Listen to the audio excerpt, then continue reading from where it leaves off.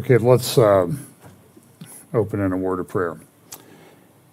Goodness, excuse me 1 second here. Forgive me for what I'm thinking about Microsoft at the moment. Let's open a word of prayer. Lord, we come to you today. We pray that you will bless our time together. We pray that you always help us to remember that our obligation in life as Christians is to act in such a manner that it glorifies you. We pray that you always help us to keep that in mind and bless our time together today. In Jesus' name, amen. Okay, so today I'm going to try, my slide's a little messed up, misinformation, try misinformation. There's a lot of different things going on. There's some of the places where we don't always post all these places, but we're in the process of developing an app and some other alternatives specific to our church. I'm not sure how long that rollout's going to take, probably longer than we expect or hope, but we're trying to do that. We talk about these convergence of events, and it's very interesting. I do watch some of the other prophecy updates, and that's one of the terms that I see a lot of people using is convergence. And if you remember, I talked at that Canadian conference back in April, Last Days Bible Conference. I think it's probably still on YouTube. Deplatforming humanity. And I used sort of a grid that I gave. It's ACLU, acceleration, A, C, convergence, L, logistics, and U, understanding.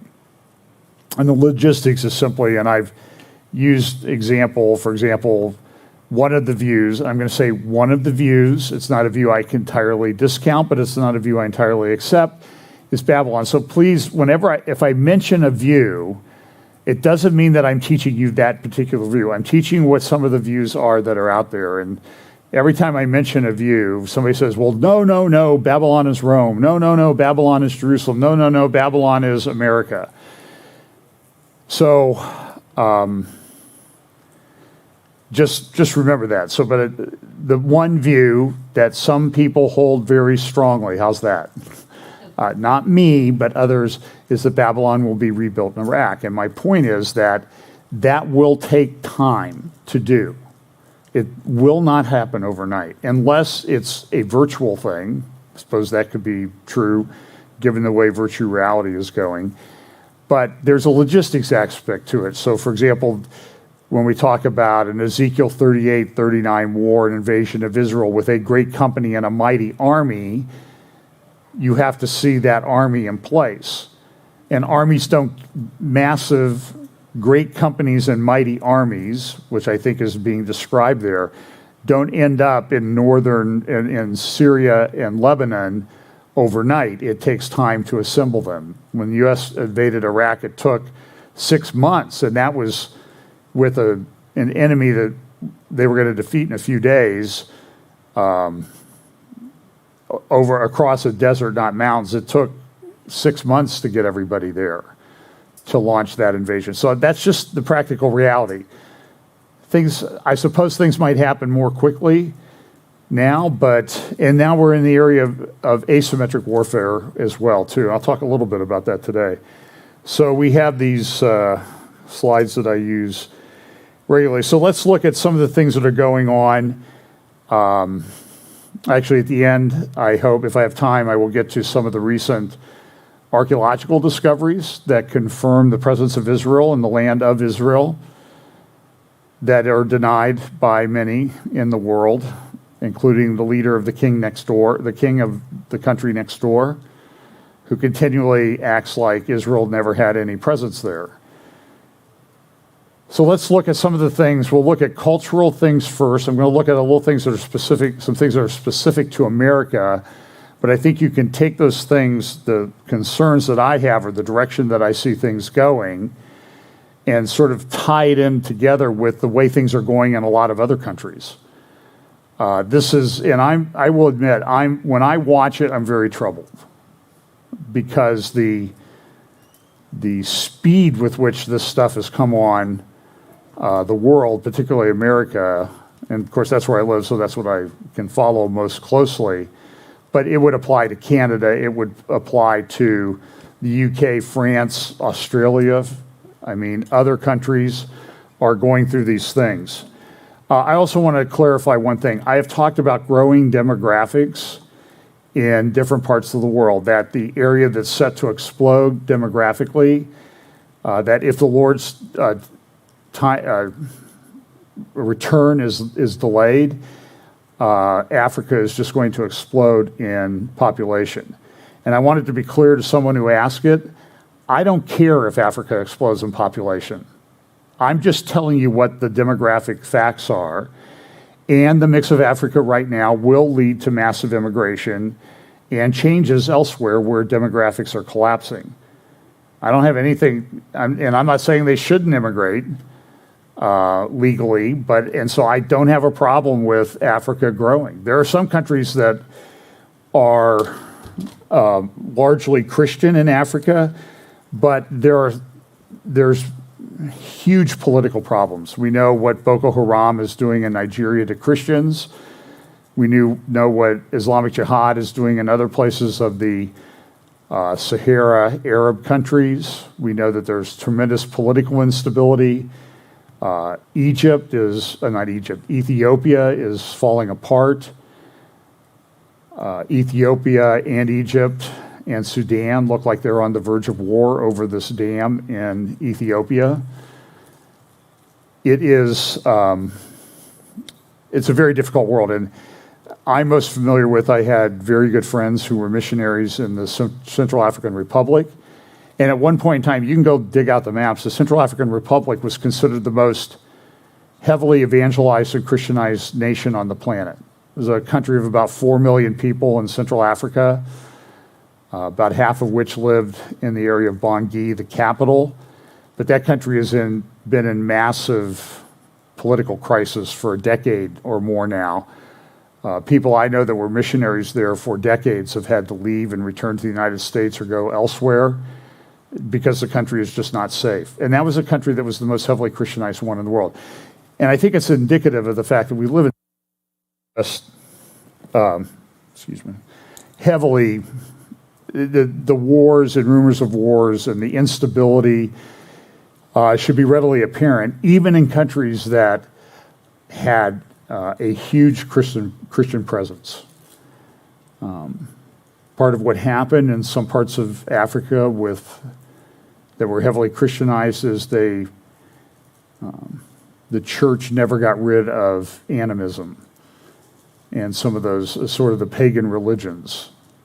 And then there was a lot of corruption in the leadership. Like that doesn't happen in the United States. We're completely free of that, right? No. Before I get to this story, I don't even have a slide for it. Brian Houston at Hillsong, Australia, in Sydney, has been charged with covering up, at least the reports I've read, I haven't been able to dig into it in depth, that he has been or will be charged with covering up sexual abuse by his father. His father passed away many years ago, I think 2006. But there were people that were really hurt by Hillsong. And we know that there's been huge moral problems, both from a sexual and money standpoint with some of the Hillsong satellites here in the United States. So I do not know how long or if the Hillsong movement will survive this latest thing. There's also a big trial coming up that will involve financial corruption at the Vatican. It's pretty serious. One commentator I read today said that the success of Pope Francis' papacy will rise or fall on the outcome of this trial. Now, I think the guy has not been. It depends how you define success. If you define success as submitting to Islam and destroying whatever remnant of true faith would have been left, and bringing pagans in to do ceremonies on the Vatican grounds, and Muslim imams to come in and pray on the Vatican grounds, then he's been a roaring success. But this is, you see these things happening. You see with Hillsong, you see with the Catholic Church, you see with some of the mega movements or denominations in this country. This is indicative of the times in which we live. These things are going to deteriorate. You're going to see in the church, you're going to see, I see some evangelical churches, large evangelical churches that I've even been to on a couple of occasions, in just total meltdown over bringing in critical race theory type, applying critical race theory, woke, racism, anti-racism, Marxism, and it's tearing churches apart. This is all indicative of the end of the age. We should expect these things. So here's an article from today's London Times, a commentary, "Trans Purity Test Has Lost Touch with Reality." I find it interesting that there are secular people, the lady who wrote the Harry Potter series, which I think is an abomination personally. She made billions. I mean, literally, she became a billionaire writing those books. She has been very critical of the transgender movement in England and the radical nature of it and how it is redefining basic science, that you are born male or female. And to the radicals, as this article points out, they don't care. They don't care about that. They want to tear it all down. That could be another theme of today's talk, is that people are just trying to tear down everything that's related to Christianity. Now, here's an interesting statistic. Now, I have mixed emotions about this one. This is from Axios, and it says, houses of worship have been left out of the construction boom. Listen to the first part of this article. Construction spending on religious facilities touched a record low annualized rate of $3 billion in June. This is a 66% decline from its $8.8 billion record high in August 2003, according to census data. So religious church building construction, that would be like a synagogue, a church, a mosque, has fallen 66% since 2003. That's a pretty significant decline. I think it reflects the fact that a lot of people do not consider faith of any kind to be part of their mix of beliefs. Now, we could say, well, they were spending way too much money back in 2003, and there's some validity to that. We've all seen the mega churches that get built up around. I don't see as many these days because of the coronavirus thing that's been going on, but still there are big churches being built. There were some here locally that were ready to open $8, $9, $10 million facilities just as all the lockdowns started in March of 2020 with this coronavirus. So that has some impact on it, but you can see from the graph that it hasn't been that really super significant in the last couple of years. It happened more maybe tied to the 2008 financial crisis. There was a significant drop. But certainly, I think it's indicative of the fact that religious influence, by and large, is waning. Now, one person has said that maybe the explanation for this is that churches do more online. And so people are getting online and finding a church and doing their fellowship that way. That could be true. We saw a lot of growth in our online subscribers over the past few years. I have some problems with that because I do think that Hebrews chapter 10, verse 25, that says, forsake not the assembling of yourselves together, especially, it says, especially as you see the day approaching. I think that still applies. But, so there's a whole range of things that you could say cause this, but the significant thing is, I think, it clearly is tied to the fact that people just don't consider, if we just specify Christian church, good, solid, Bible-believing churches, those churches in some respects are declining. in many places. Because people just think, well, I'll just believe whatever I feel like believing this week. We're very postmodern in their approach. I should probably dig it out. It was like, I think it was 20 years ago this week, I gave a talk on postmodernism at a conference, Bible conference in California, lamenting the fact that postmodernism was going to really have a bad impact on the church. As I've observed things, really even in the last few weeks, postmodernism has invaded the evangelical church. And when I say evangelical, I mean good, solid evangelical, not the, what do we call them, the evangelifish aspect, or that talk I gave in Vancouver about 4 years ago. The title of it was, and some of my friends who are vegans got upset with it. I called them the vegangelicals, no milk and no meat. Now I thought it was kind of clever, but some friends who were vegans were very offended by that.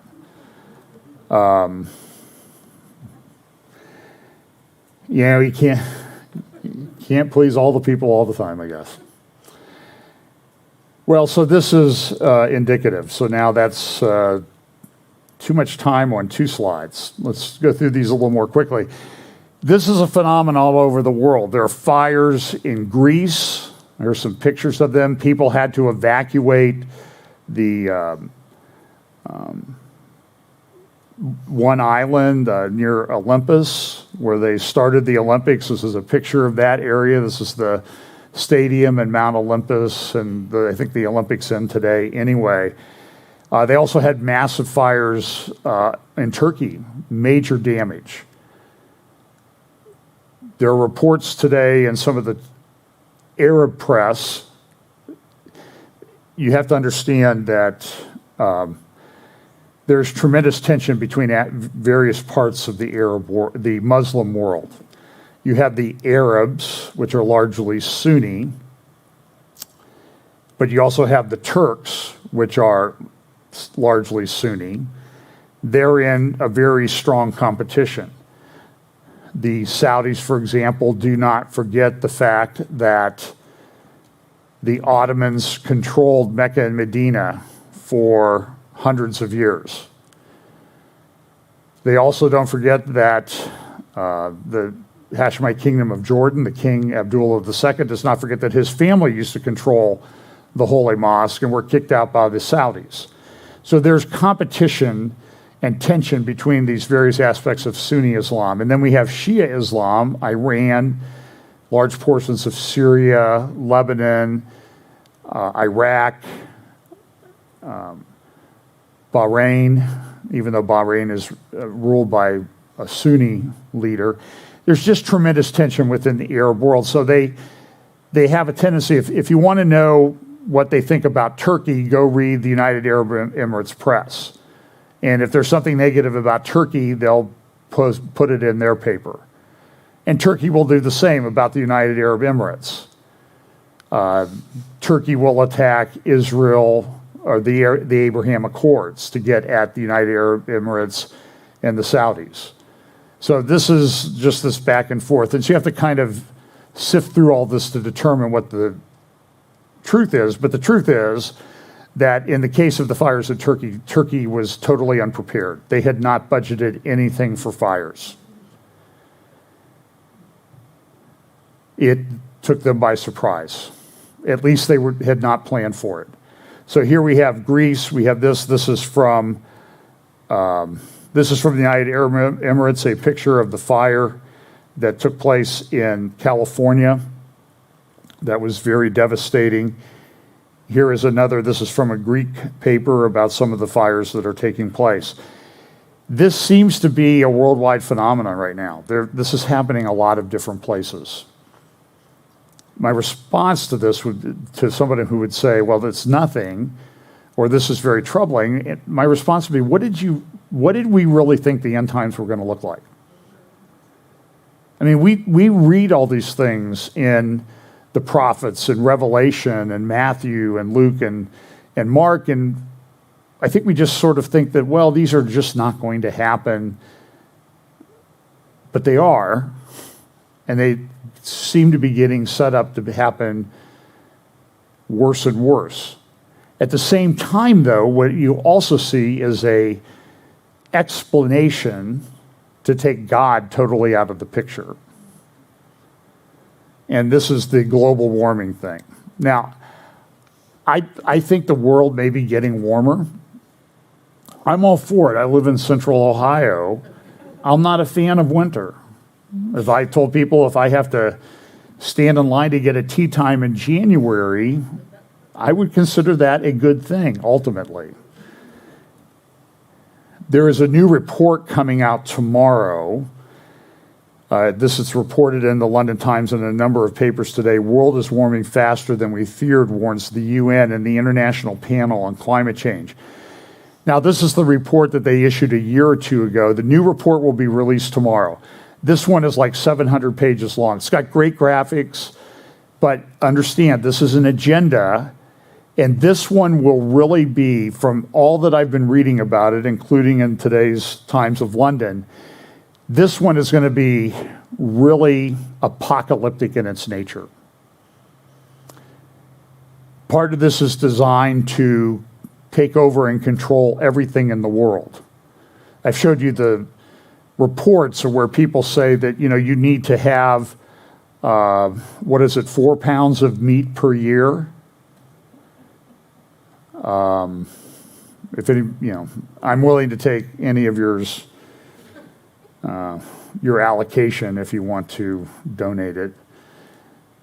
But this is, and people are saying, well, you can't live that way. You have to live in cities. You have to live in small apartments. Families have to live in 600 square feet.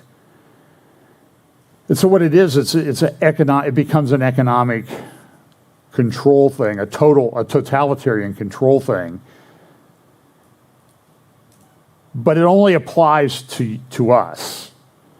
It doesn't apply to Barack Obama and his $12 million home, summer home on Martha's Vineyard, where they put up a tent. And then, did you see the aerial pictures of this? The Daily Mail does a great job of getting these things. It's bigger than his house, the tent, for the 500 guests. I don't know. They said they scaled back. I don't see how I can't imagine what it would look like if they hadn't scaled back. 500 guests, 200 servants. And that's okay. And I saw pictures of the party. Nobody was wearing a mask. And it was all left-wing Washington elites. Almost to a person. Now, that just seems a bit, well, it doesn't seem strange.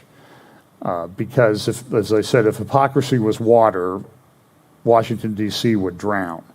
So this report, you can look for it tomorrow.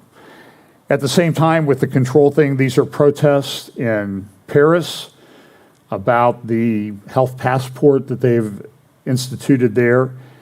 People are upset. These took place in cities all over France. I found, given some of the things that have been said about President Macron, I thought these were some of the better pictures that came out of the protest. Dictator, and then this one was Macron as King Louis, and the sign there says the restoration of the monarchy.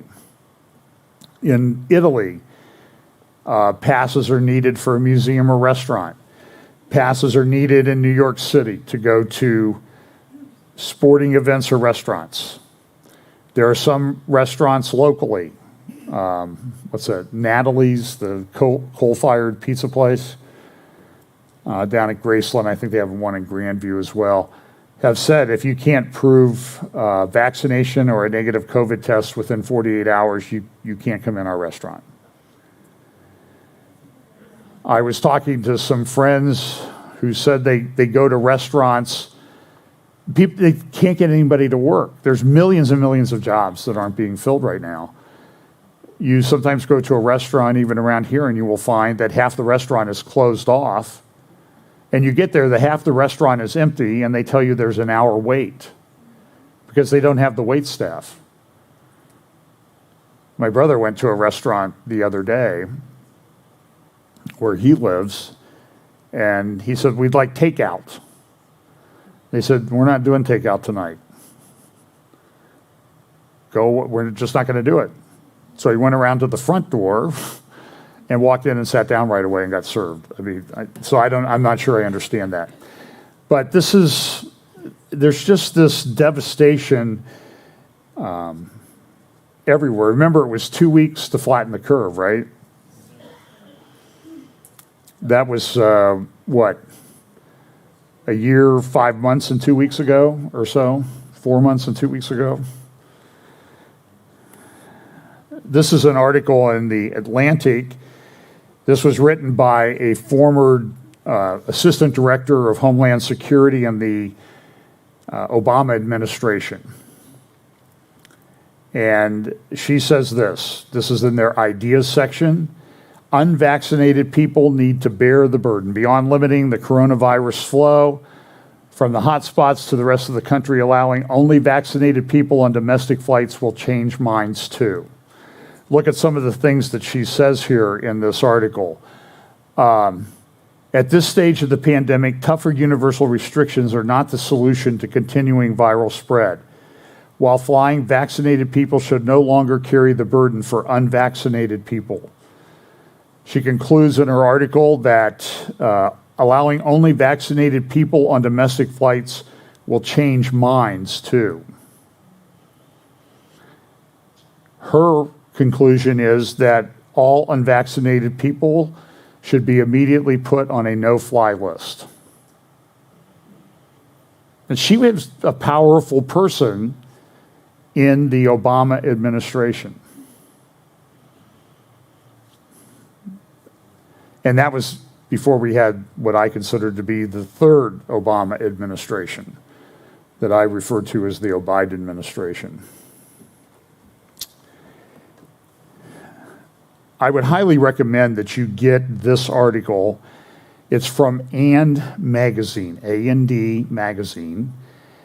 It is an article by Sam Faddis, Charles Sam Faddis, who is a lawyer, and we love lawyers around here. Well, some of them, the ones that are right. But it's an article about Josh Gertzler, Biden's MAGA hunter. Now, this is the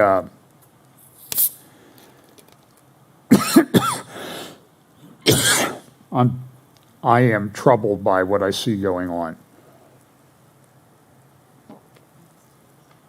Gertzler is the special assistant in the White House now to, I guess, countering violent extremism. He starts off by saying this: Gertzler is not a household name. He should be. He is Joe Biden's point man for responding or for weaponizing the federal law enforcement and intelligence agencies and using them against Biden's political opponents. At this point, that this is happening cannot be disputed. If you see anybody saying contrary to this, they are lying. I saw, what was the guy's name? Vance. He had also been in the intelligence thing in the Obama administration, debating Ben Shapiro on Bill Maher the other night. Look it up on YouTube. And understand, you're going to hear some words that are bad words. They exist out there. So if you don't want to hear some bad words, then don't turn it on. But they were debating critical race theory. Vance said, oh, this is just all made up. Critical race theory is just a thing from law schools. And Ben says, I studied it in law school. I know exactly what the people wrote. And he says, so Vance goes, well, then you don't want history taught. And Ben says, no, I think I want everything in history taught. I just don't want the concepts behind critical race theory weaponized to create racial division. And Vance said, well, that's not happening. Nobody's doing that. It's not happening anywhere. And so this is what the left is doing, is they're gaslighting us, and they're pushing this through all of the institutions now. It's everywhere. I've even seen it in some Christian colleges and universities. It's not even challenged.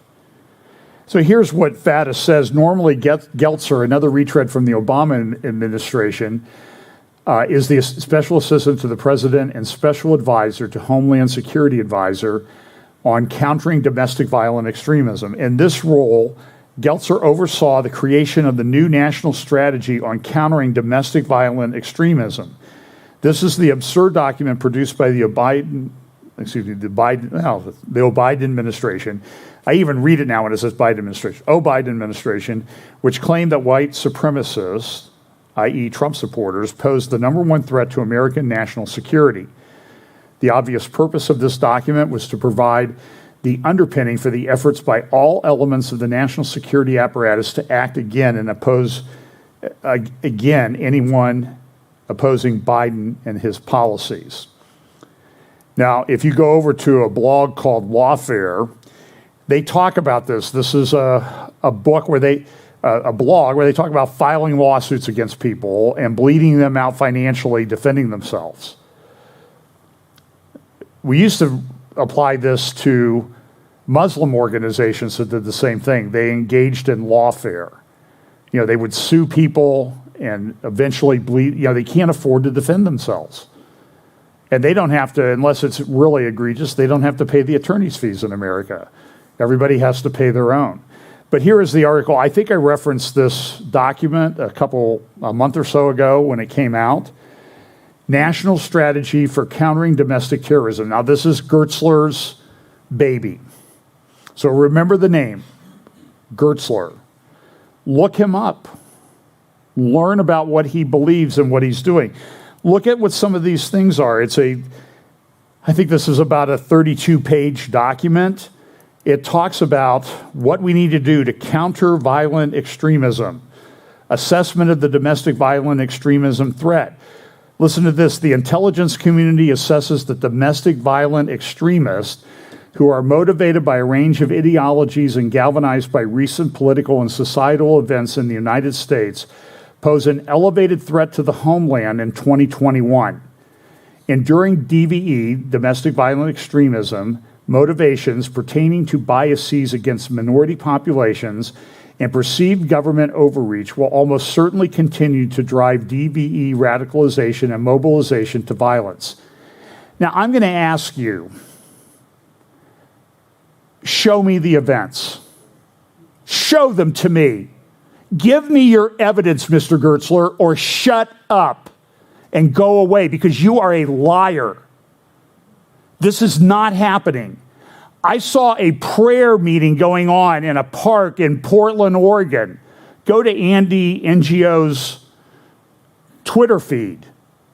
People were praying. They had a speaker there. Antifa people came up, destroyed their speakers, carried them off, bear sprayed the people that were there, including children 4 to 10 years of age. This happened yesterday in the United States of America. And there wasn't a cop in sight to do a thing. And this guy comes and says, oh, it's you Christians or people who supported Donald Trump. I'm going to need to bring a towel up here to wipe my computer off. This is maddening to me. Look, I know it's predicted. I know it's coming. I don't have to like it. And I live in a country where I'm allowed to stand up against it. But this is troubling. Newer socio-political developments. Now, listen, this was published in June. I have told you week after week after week about the countering violent extremism narrative that they have been building so that anyone who disagrees with Jen Psuckerberger and the nonsense that she puts out. Oh, my 5-year-old, she likes wearing a mask to school.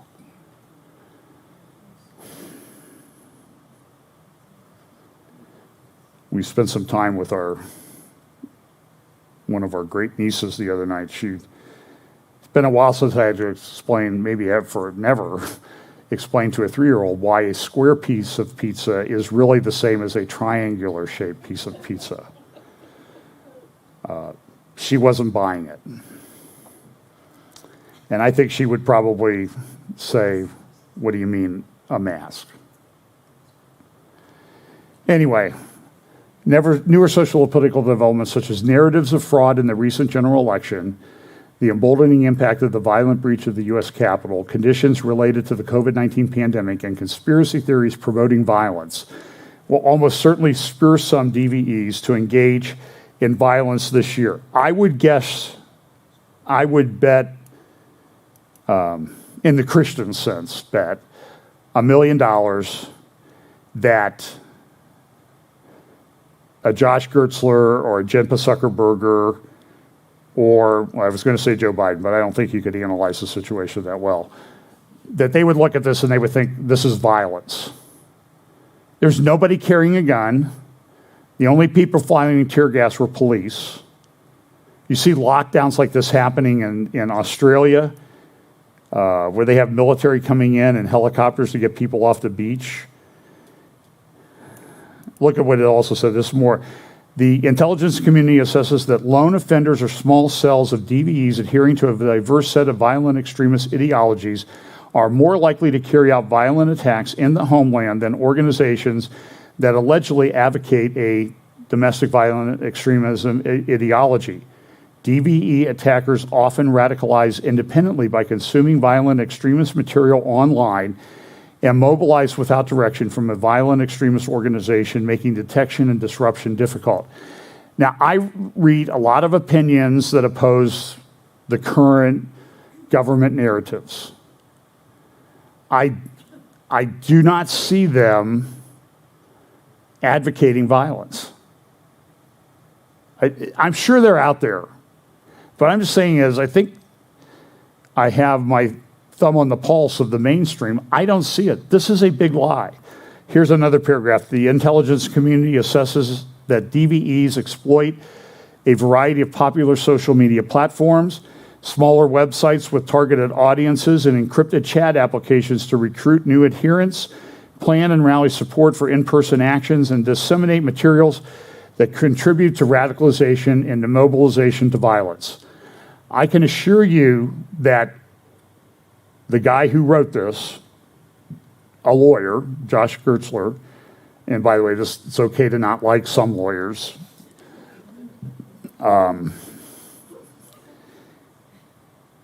He would see that Christian prayer meeting in a public park as a big problem. I'm just telling you, this is the way the narrative is going. The IC assesses that several factors could increase the likelihood of lethality of DVE attacks in 2021 and beyond, including escalating support from persons in the United States or abroad, growing perceptions of government overreach related to legal or policy changes and disruptions. Now listen, by the way, interruption, sidebar, whatever you want to call it, that's a prophecy, or that is a indication of where they're going. You understand? They are going to overreach. They're going to make change in legal or policy changes and disruptions. They're telling you that in advance. And if you resist that, you're a violent extremist if you challenge it. Do we agree on that? You just have a law professor. I took many hours of tax, which I've never used, just because I love this guy. And he would always say, are we in agreement on that? We have to be in agreement on this or we're not moving forward. Sir, are you in agreement with me? And he would go down the row.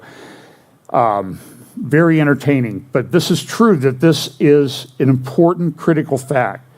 So what they did within how I first found this document was a tweet from the FBI. The FBI did this tweet: family members and peers are often best positioned to witness signs of mobilization to violence. Help prevent homegrown violent extremism.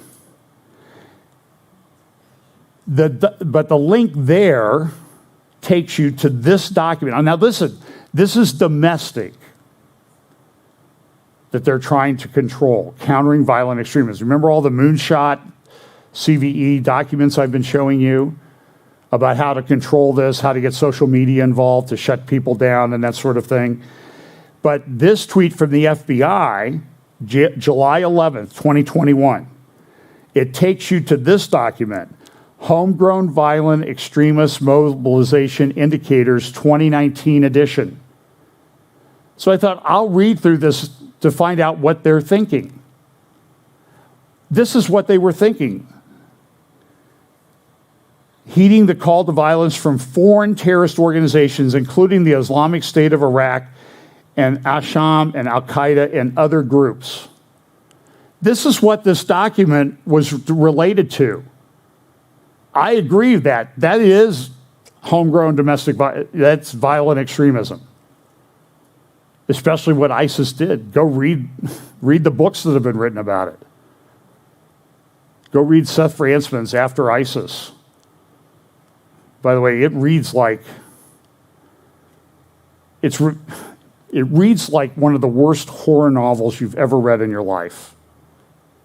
Except it gets worse when you realize that what Seth is reporting is journalism reporting what was going on in Iraq and Sinjar and the Kurdish areas. Here again, this thing goes. This booklet is focused on individuals or groups that are inspired or enabled by foreign terrorist organizations, including but not limited to ISIS, Al-Qaeda, and their affiliates and allies. So back in July, in conjunction with the release of this report that was written by Josh Gertzler, the FBI tweeted and turned you back to a document that was related to a certain religious violent extremism. But what have they done by doing this? They have made anyone who opposes us that might be religious the equivalent of these people. You see the plane flying into a building there? Here's the graphics from that FBI report from 2019. Who was doing this stuff? That's Al-Awlaki there in the computer. The American cleric who they killed in, I think he was killed in Yemen. He was recruiting this. See this, all this stuff here?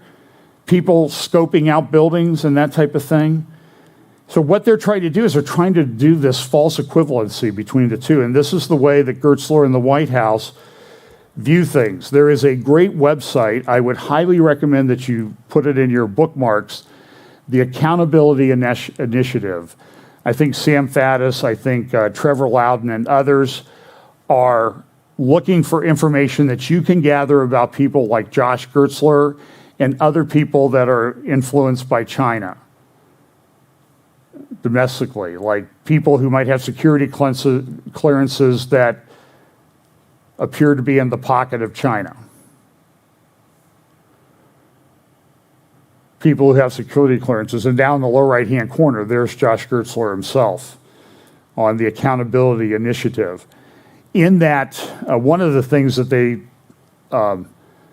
link to through this is the open letter to the Biden-Harris administration. We are calling on the Biden-Harris administration. Now, this is not what they think. This is what groups that are trying to push this narrative are thinking. We're calling on the Biden-Harris administration to treat disinformation as an intersectional threat. Do you hear that information out? Disinformation, misinformation. We will tell you what is true or not. And you need to adhere to the common set of facts. But if you quote from certain government health websites, you get banned or blocked from places. It's their own publication. And so what they've done is they've outsourced to the big tech companies the control and flow of information. Our broken information ecosystem, this letter says, with unaccountable tech giants serving as gatekeepers. Now, what's the interpretation of that? We need to get these people in line to do to you what we're not allowed to do because there's a thing called the Constitution. Poisons the public discord and corrodes our capacity for progress. Indeed, now this is written in November of 2020, after the election. Okay? President Obama, how about former President Obama? Or How about big estate owning former President Obama? Recently identified the lack of a common baseline of facts as the single biggest threat to our democracy. Obama? And facts?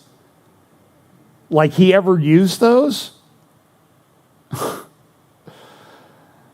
And this crisis of truth is not merely a long-term problem. It is one of immediate implications for your administration's top priorities and governing agenda. And that claim of Obama came from this article in The Atlantic, Why Obama Fears for Our Democracy. The former president, now finally, somebody calls him the former president. Maybe it should be, this is my personal opinion, okay? The former president, AKA the current shadow president, identifies the greatest threats to the American experiment, explains why he's still hopeful, and opens up about his new book. And I think it was like part one of his autobiography, and it's like, what was it, 800 pages long? He is, by the way, the most self-aware person I have ever met or seen in public life. This letter to the Biden-Harris administration, it will be exceedingly difficult to build consensus and enact the administration's ambitious agenda when the American people are not merely polarized, but living in disparate realities with warring sets of facts. You know what? That's true. I don't believe a thing they say. Now, I told you where a lot of this came from. There was a narrative that developed a long time ago about, this is from the Department of Justice back in 2015. It happened at George Washington University. A man named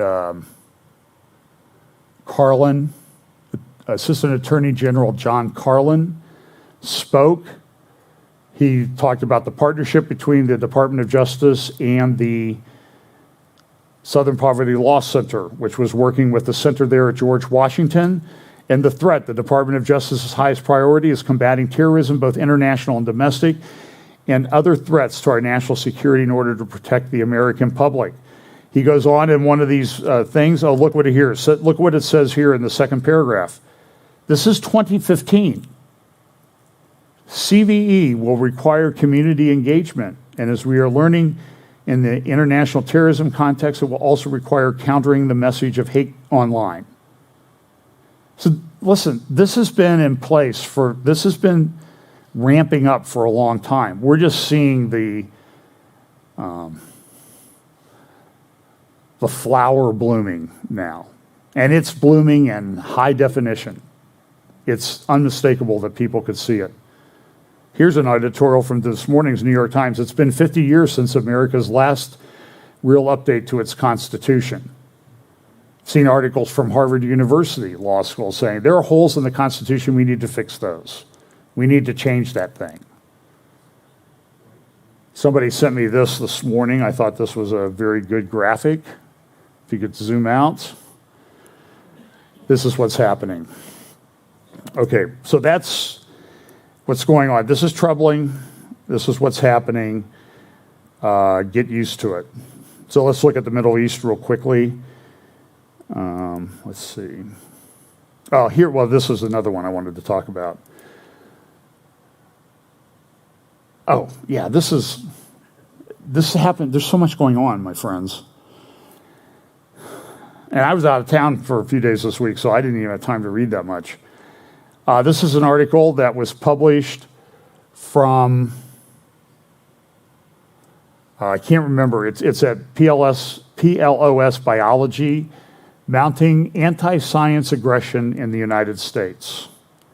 There's a troubling new expansion of anti-science aggression in the United States. It's arising from what? Far-right extremism, including some members of the U.S. Congress and conservative news outlets that target prominent biological scientists fighting the COVID-19 pandemic. Translation, how dare you disagree with us? We have the truth. We're like Jacinda Ardern, the Prime Minister of New Zealand. I will tell you what the truth is.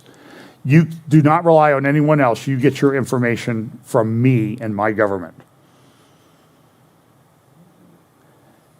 Now, it's been a while since I took high school biology and physics and that sort of thing. But my recollection is that the scientific method was people would propose a hypothesis and then test it. And sometimes it would go completely against the conventional wisdom. Did it not? Isn't that the way that it worked? Didn't they champion Galileo as a great example of this when he said that the universe didn't revolve around the earth?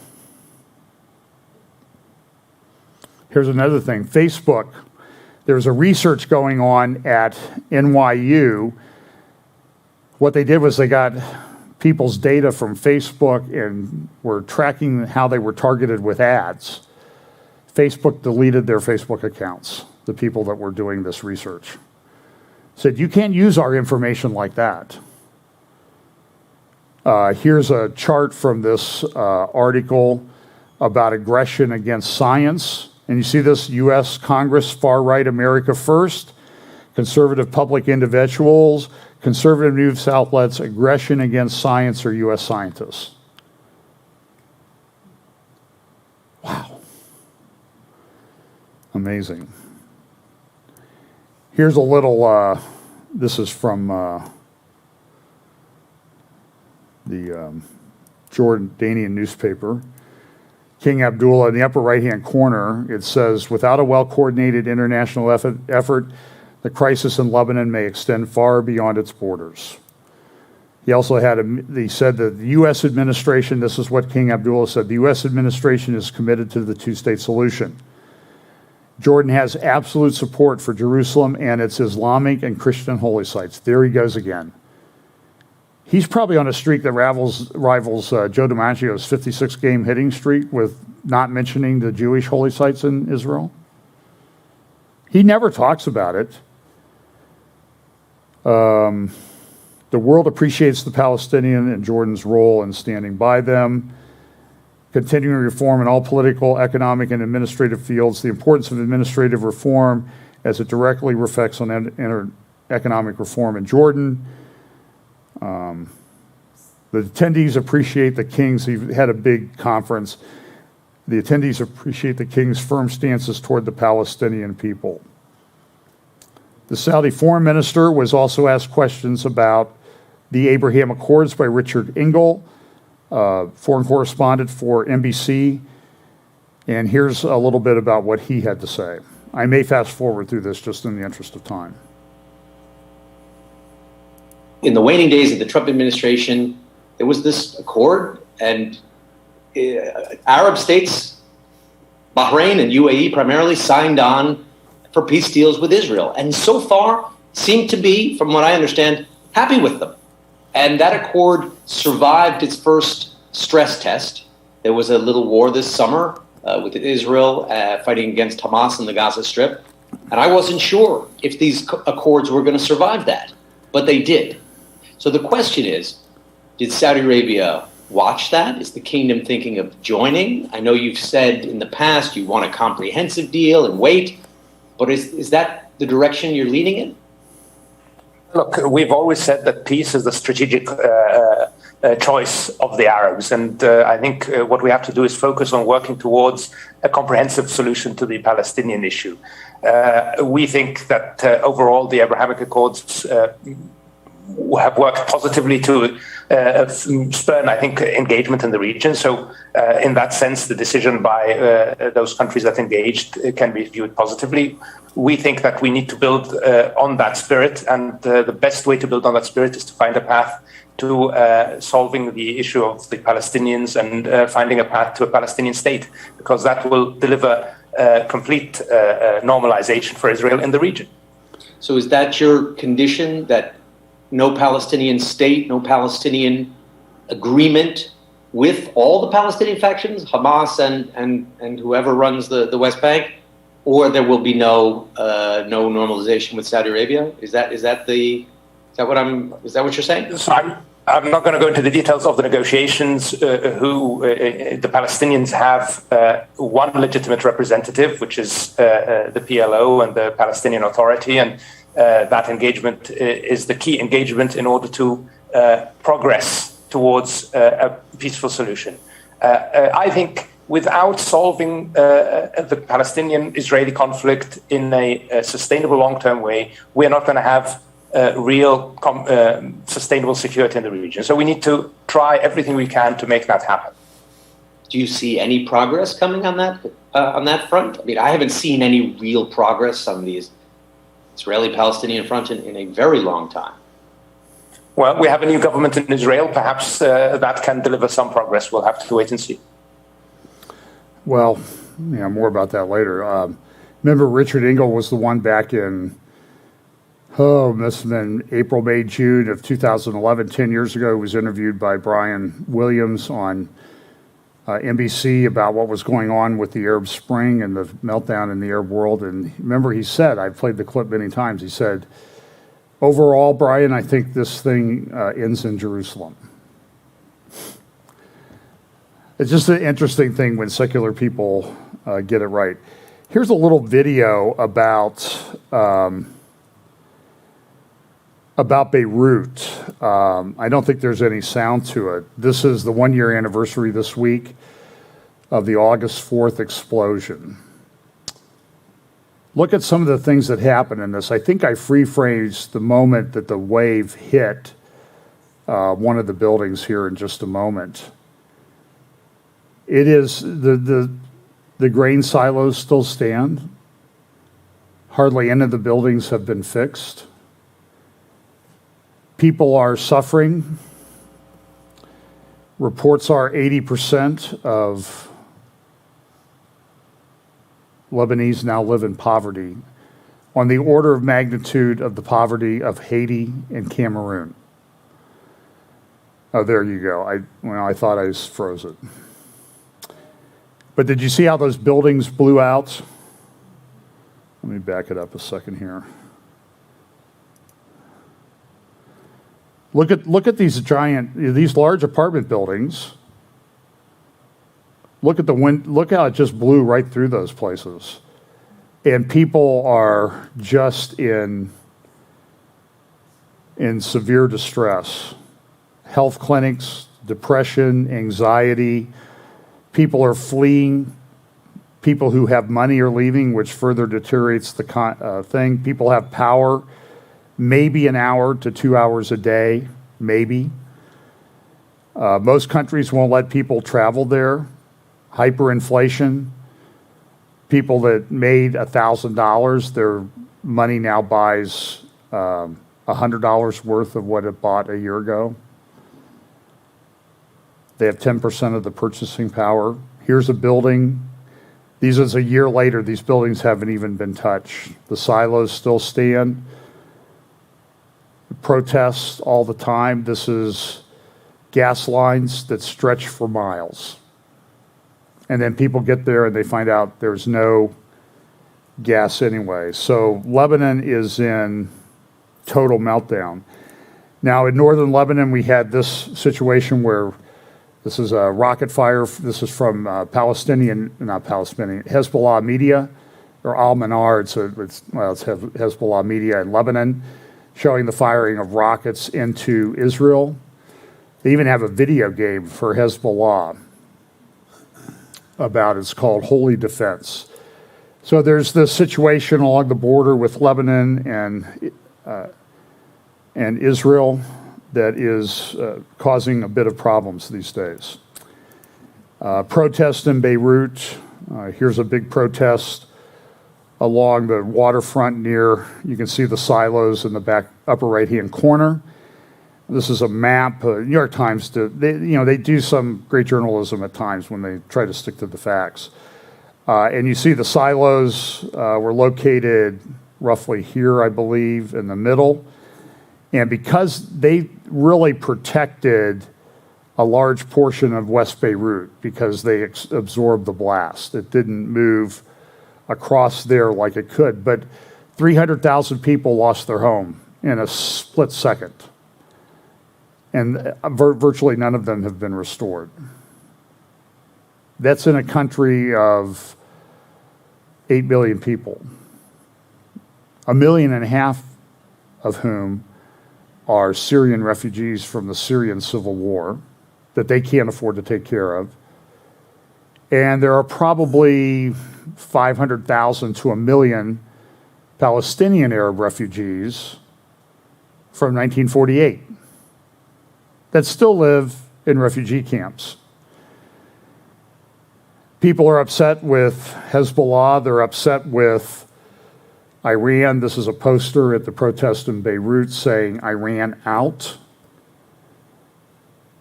This is Israel responding with tank fire. Israel also came in and fired rockets, or Israeli jets hit South Lebanon with rockets the first time since 2006. And this week was also the 15th anniversary of what's known as the Second Lebanon War. Here's a picture, some videos. This is the rockets being fired on the right. And then there's they're being shot down by Iron Dome. Clearly, this is a Hezbollah missile launcher on the back of a truck. Now, this came in a Druze area. Druze is, I wouldn't call them Muslim. It's a religious sect. You see them if you go to Majal Shams in northern Israel. That's a Druze area. There's Druze villages just along the border there of Israel-Syria border and Israel-Lebanon border. So here's what happened, though. The Druze were upset. So they went to this guy launching the missiles, and here is what happened when they got him.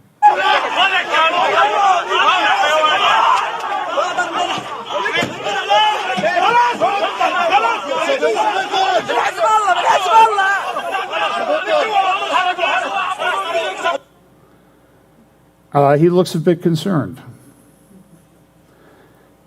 This report in the National and the UAE to this morning, discord between Hezbollah and Druze threatens to become violent. But how does this affect Israel, and does this have prophetic significance? This is Anna, and I never know how to say her name. We'll just call her Anna. Anna's article in the Jerusalem Post this morning. Has Hezbollah fired its largest rocket salvo towards Israel in 15 years, it became clear that the border with Lebanon has turned into another front where days of conflict can erupt at any moment. The rocket fire on Friday morning surprised the thousands of Israeli tourists who were enjoying the summer vacation by kayaking on the Jordan River or hiking the dozen of trails through the hills of the Galilee and Golan Heights. The clear blue skies were interrupted by rockets raining down and Iron Dome missile defense intercepting them before they could do any harm. The rocket fire came just days after 3 rockets had been fired by unnamed Palestinian militants. And believe me, they didn't do it unless they had the approval of Hezbollah. Towards the city of Kiryat Shimona in north central Israel, up near Tel Dan, in that region, up near the Lebanon border. It's like a big junction there where a lot of people live and a lot of highways come together. IDF retaliated. Hezbollah, she says, was able to sit back and take the over 100 artillery shells fired by the IDF in response to the rocket fire, the 5th such incident since May. Here's a report from Press TV in Iran, which Iran supports Hezbollah. Here's what they had to say about what happened this week. The Secretary General of Lebanon's resistance movement, Hezbollah, said that the recent Israeli attack was a very dangerous development, which has not occurred in the last 15 years, stressing that the resistance needed to respond swiftly. Our response was linked directly to the 2 incidents of Israeli Air Force attacks, which targeted Lebanese territory for the first time in 15 years. And our response had very clear tools and objectives. We calculated our moves very precisely. Our enemy and our friends said this. They said open territory. They did not target civilians. So we also targeted open areas with no civilians. But we had many options. We could hit open areas in Sheba Farms, in northern occupied Palestine, or the occupied Golan Heights. Said Hassan Nasrallah made the remarks in a televised speech to commemorate the 15th anniversary of the 2006 war. He said that Israel deliberately targeted open areas in the middle of the night in order to terrorize civilians, and presumed that the resistance would not respond because of the various domestic problems inside Lebanon. Said Nasrallah stressed that the main deterrence for Israel is the capabilities of the resistance. The enemy today is more fearful than any time in the past because of the developments in Palestine and the region and the transformations in the region and the ascending strength of the resistance. So back to Anna's article in Jerusalem Post this morning, but striking the road was what happened in one of the Israeli attacks was they targeted the launchers and they also targeted the road that they drove to get there. And Hezbollah did not like that because Hezbollah relies on these roads for its command and control and resupply efforts. And this is maybe really what have ticked off Hezbollah so that it responded in a limited fashion. Anna says this: many of Hezbollah's capabilities and infrastructure are intertwined with the civilian infrastructure of Lebanon. And though Israel refrained from striking Lebanese infrastructure during the Second Lebanon War, Israeli officials have warned repeatedly that civilian infrastructure is now a legitimate target for Israeli Air Force strikes. What happened days ago was very dangerous and a development that did not happen for 15 years, Nasrallah said.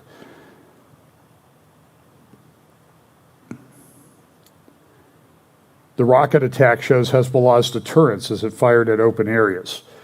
But that's not how Nasrallah sees it. Nasrallah said this: we are not seeking a war, but we are ready for it and we do not fear it. Neither Israel nor Hezbollah, and definitely not Lebanon, are itching for war at any time. Israel is experiencing a new wave of the coronavirus, and Lebanon is going through the most devastating economic and social collapse. Something that's only been seen, according to international money and economic exports, the collapse in Lebanon's economy has only been seen 2 times in the last 300 years.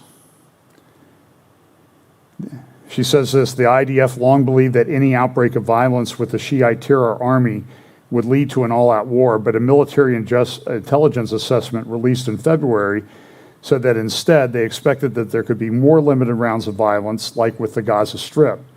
And I think her assessment is pretty much spot on, that what Hezbollah now is going to try to do, I think, rather than a big war, and Israel has said, you come against us, we're doing, remember I played the clip of the Israeli Air Force guy from a few years ago, we're doing shock and awe like you've never seen.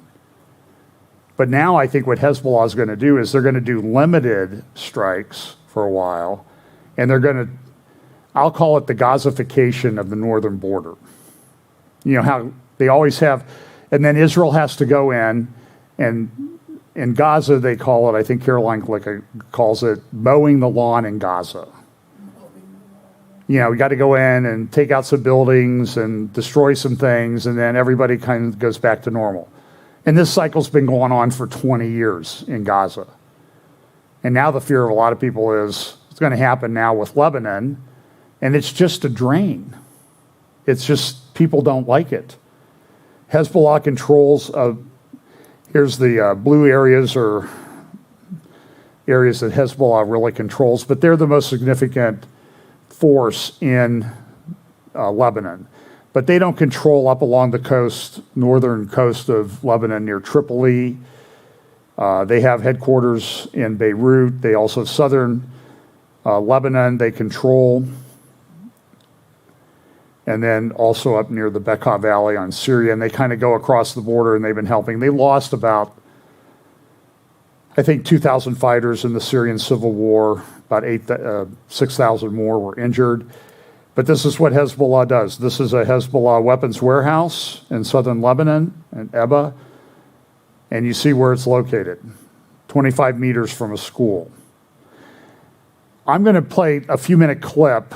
I have about 15 minutes of clips of him, but we just don't have the time this morning. I would highly recommend, highly recommend that you go to the Begin Center, like Menachem Begin, the Begin Center YouTube channel, and watch the Zoom conference that they had the other day. It's about an hour long with Jonathan Spire. He wrote a book on the Syrian war, probably the most comprehensive one that's been written to date. It may ever be written. It's a phenomenal work called After the Fall. He is, in my estimation, one of the best analysts in the Middle East. He was embedded for months and months and months with different factions and Syrian government military units. He's also been in Iraq, Kurdistan. His knowledge is very broad-based. And I will have to say that I know him through social media, because I'm a close friend or anything. But I will say, PM and I listened to this in the car coming back to Indiana and back home the other day. He is one of the most articulate men I've ever seen or heard, seen and heard. See, I'm not even I can't even just be articulate in describing it. But first he's going to talk about Lebanon. I'm going to play a little bit of clip of what he says about Syria. He's written 2 articles in the Jerusalem Post over the last month, The Slow Death of Lebanon, and then What's Going On in Syria. And is a man who has tremendous understanding and can express it. So first he's asked some questions about Lebanon, and here's what he had to say.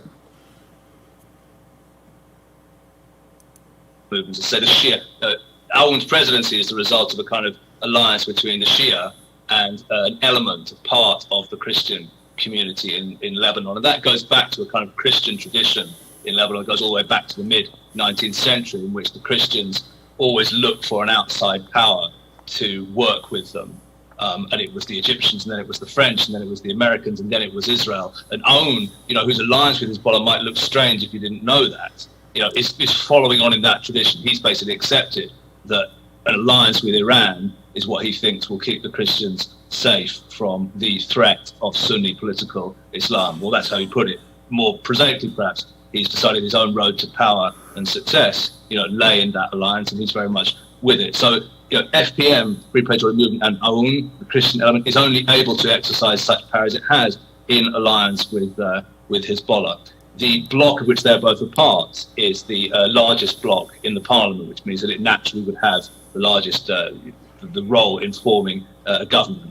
Put that together with the role of Hezbollah or FPM-associated people in the security services, dominating the most important intelligence agencies in the country.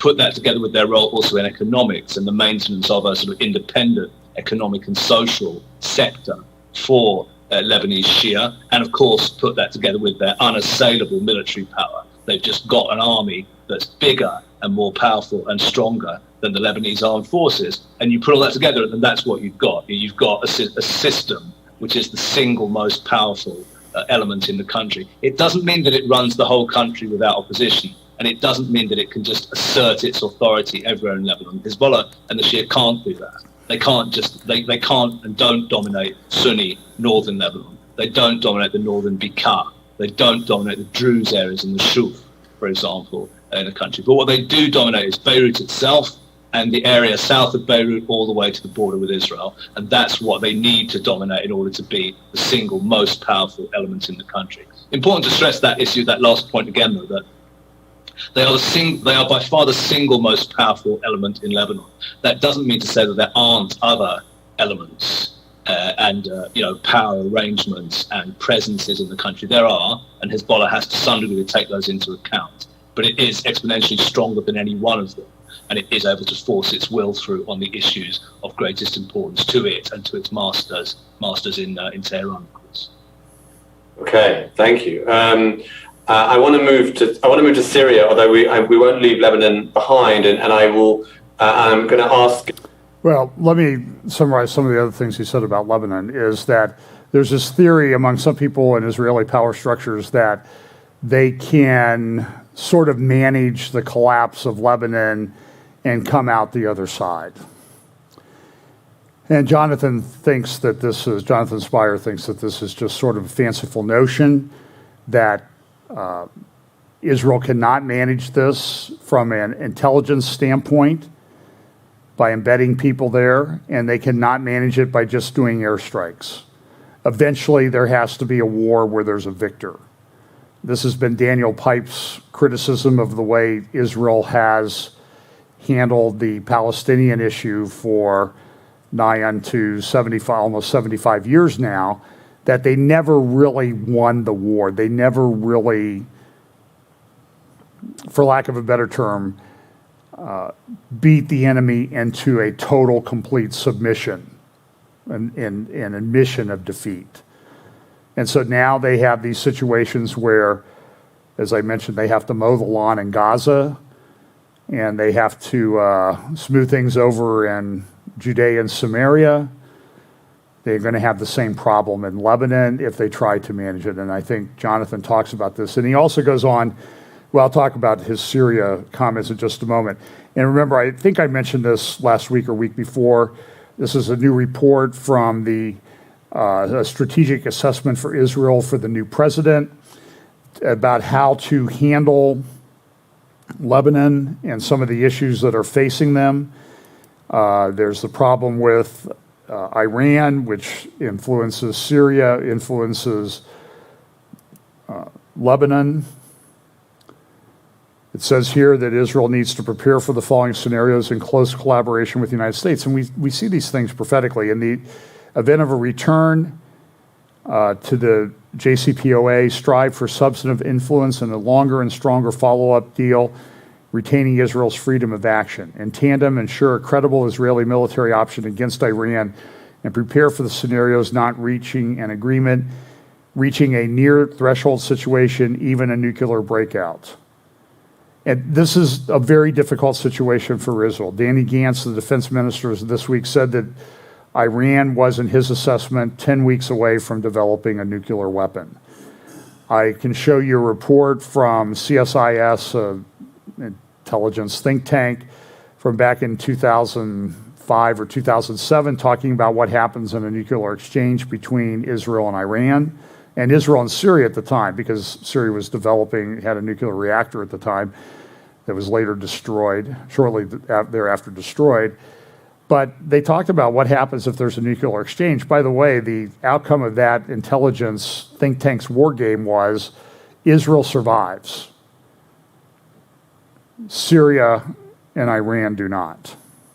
And that's pretty significant because Iran, through many different governments and empire, it's pretty much been a country for thousands of years. Maybe longer than any other country on the planet. And it has sort of a national geographic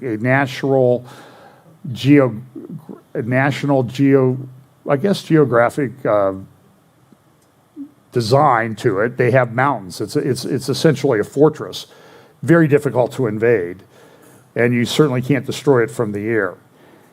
So Iran, this week, they did an attack on a ship late last week, I guess it was last Sunday maybe, and it was an attack by a drone. This is an article from the Times of London this morning, and the conclusion of the article is there are guards on these ships because of Somali pirates in the area and that type of thing, and other people.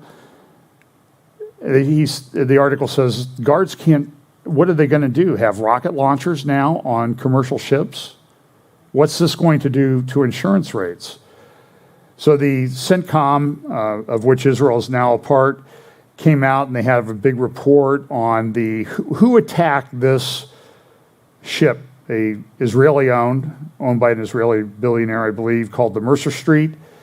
A couple people were killed, including this guy in the inset, who was one of the guards. He had been involved in a Somalian hijacking many years ago. And they took apart the pieces of the drone, and they found that it is an Israeli drone. Not an Israeli drone, an Iranian drone. It is an Iranian drone. It is an Iranian drone.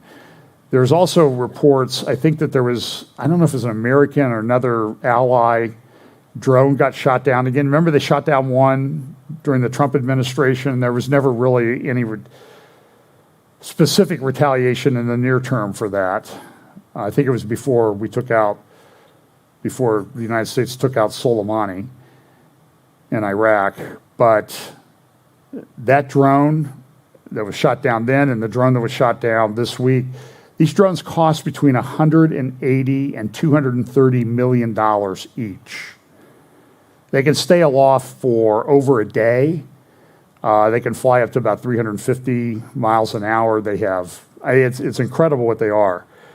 But coupling this with, so this drone attack happens, there's reports of a ship being boarded by Iranian Revolutionary Guard people, and this came just before Raisi was sworn in as the new president, the hardliner.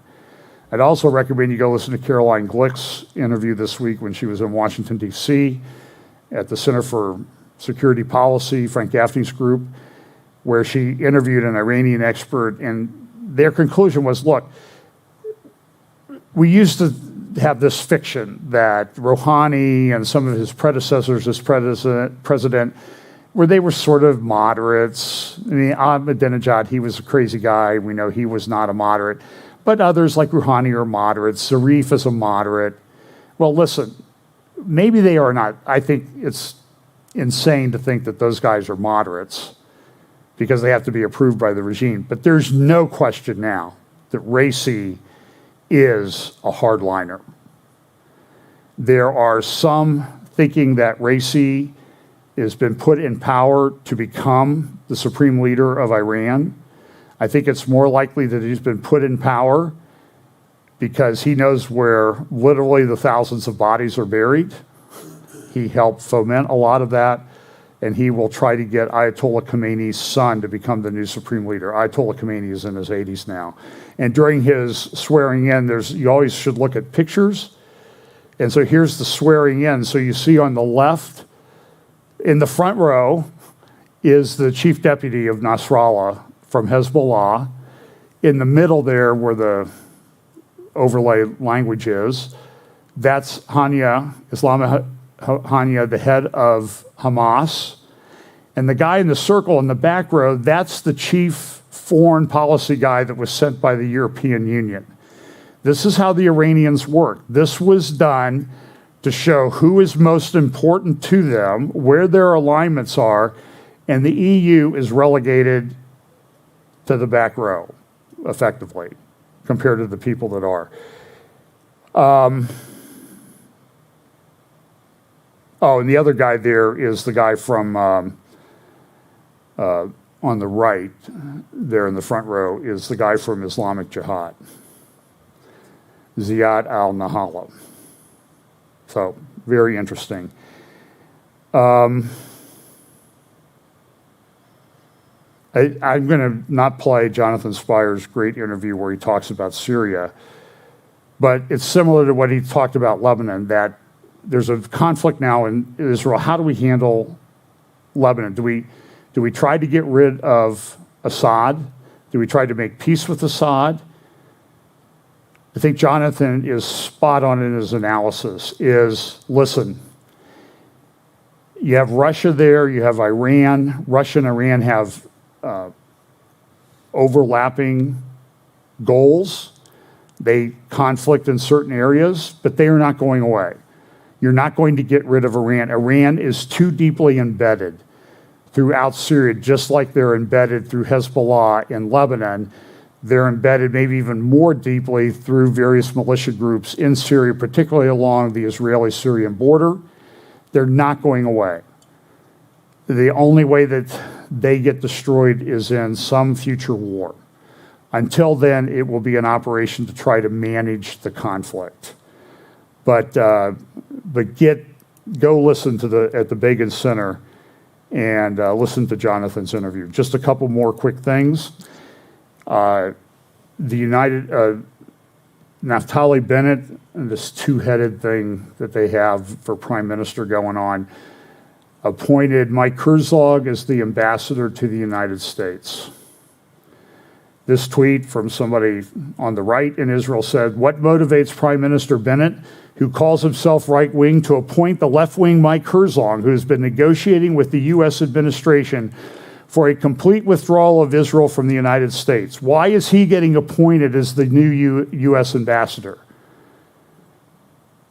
A senior official mocks the appointment and says this: "The IDF did not want to give Mike Herzog the rank of general because he was gray and mediocre. So Naftali Bennett gave him the position of senior ambassador." People on the right think this is a major embarrassment, and this is an indication, reading the tea leaves, as to where this Israeli government might be heading. And I think this plays very well into various scenarios about Bible prophecy and what they're going to do, and trying to make peace with their enemies. Fake peace. Pay attention. Now, the next picture might be very, very disturbing. You know, there is this narrative in the Arab press among the jihadi groups and King Abdullah of Jordan, the Islamic waif, that the Jewish settlers routinely stormed the Temple Mount in Jerusalem. So I want you to be prepared for the disturbing nature of what you're going to see of a picture of settlers who are getting ready to visit the Temple Mount this morning, or storm it, as the Islamic authorities claim. I know that this is a very frightening picture. I mean, can you imagine that triple stroller coming at you?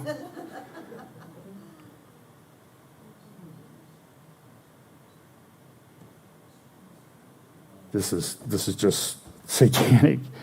There have been a number of archaeological finds. This is a Second Temple meeting hall near the Temple Mount that has been recently open to the public. There was a wall found that dates to the time of Hezekiah. Hezekiah was the king who expanded Israel to the western hill. That was because people were fleeing from the north to Jerusalem, which, because of its fortifications, because Sennacherib and the Assyrians were coming after them. You can read, I mean, you go to the British Museum and you can see what Sennacherib says about it. He never mentions what happened in Jerusalem, where, was 160,000 got killed by the angel of the Lord. He's sort of like, I went through all the cities of Samaria, and I went to Jerusalem, then I went home. That's sort of what the Sennacherib cylinder says at the British Museum. But this is another wall of Hezekiah. You can see Hezekiah's broad wall there in the old city today. This does not appear to have been destroyed in the Babylonian invasion in 586 BC, probably because it was on a slope. And then here is a pottery that has, I believe this is the name of Jeroboam from the Bible. I told you about this from Israel Hayom. They found these 49 cisterns that are located around the Temple Mount. These were to hold water to be used in the worship at the Temple Mount. These things are, when you look at this picture, I mean, they're all over. There's 49 of them. There's water all over around the Temple Mount. The Temple Mount, not down in the city of David, at the Temple Mount. And again, I can't remember, Scott Stripling and some of the guys from down in Houston, they do a great job of talking about where the Temple Mount was located. And then this, just a report today. Researchers find physical evidence of the earthquake described in the Old Testament. What earthquake? Was dated to the 8th century. It was dated to the time of the prophet Amos. Is it mentioned in the Bible? Well, let's look at what it says in Amos. This is Secular Magazine's reporting this, folks. Smithsonian. The words of Amos, Amos 1:1.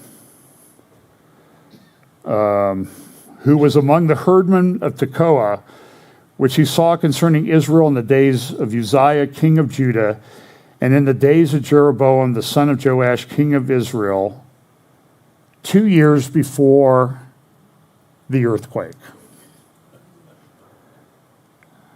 Abdullah. Listen, somebody enterprising here, would you send King Abdullah an express copy of the Smithsonian and also a copy of Amos? You can probably find it in Arabic, although he reads English, so English would be fine. He went to school in England. I think that would be great. And by the way, send one to Rick Wiles at True News, too, while you're at it. I think he might find it useful. Okay, we'll talk about this next week.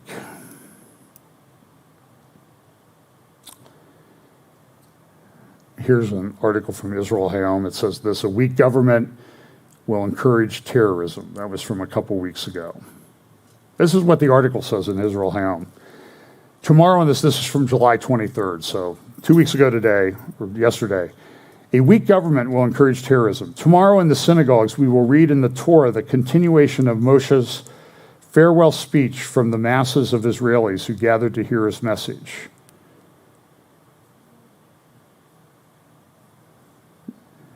Adding that the peoples of the world would be jealous of the wisdom and understanding of the Israelis. But we don't seem to do this. After only a few weeks of the faltering government functioning, I doubted how many of the Israelis are really smart, since an elected government is supported to reflect a kind of collective wisdom. The government does not show the ability to govern and make decisions. Every minister in his office is a small empire. Every Knesset member can squeeze out ministerial and deputy ministers.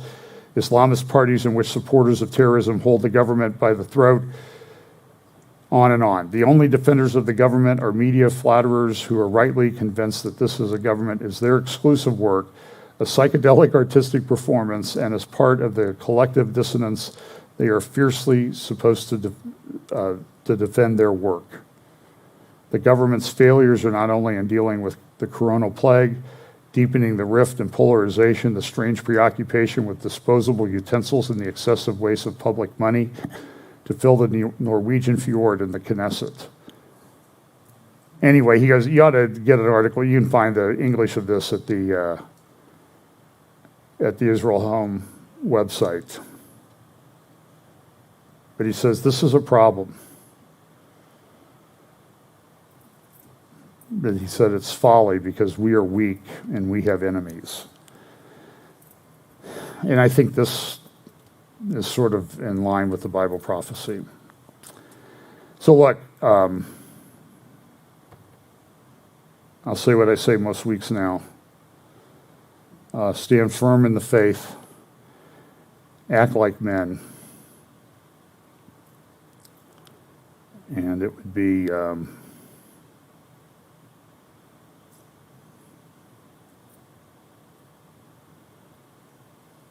well, enough said.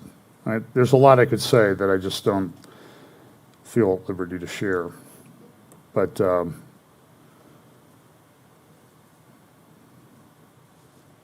do a prophecy roundtable with some guys I don't agree with. And we get along, we're friends. We we agree wholeheartedly on the main things. And I think we're not perfect, and we do this on Thursday nights. Sometimes we get a little bit ticked off at the others, but in all, we're brothers in the Lord. And hopefully we will be able to model a little bit about how we should get along with people that we disagree with. Because, folks, Jesus prophesied that there's going to be a lot of polarization and fighting in society, culture, and the church. There should not be fighting in the church. So, enough said on that. Let's stand firm in the faith and act like men and work together.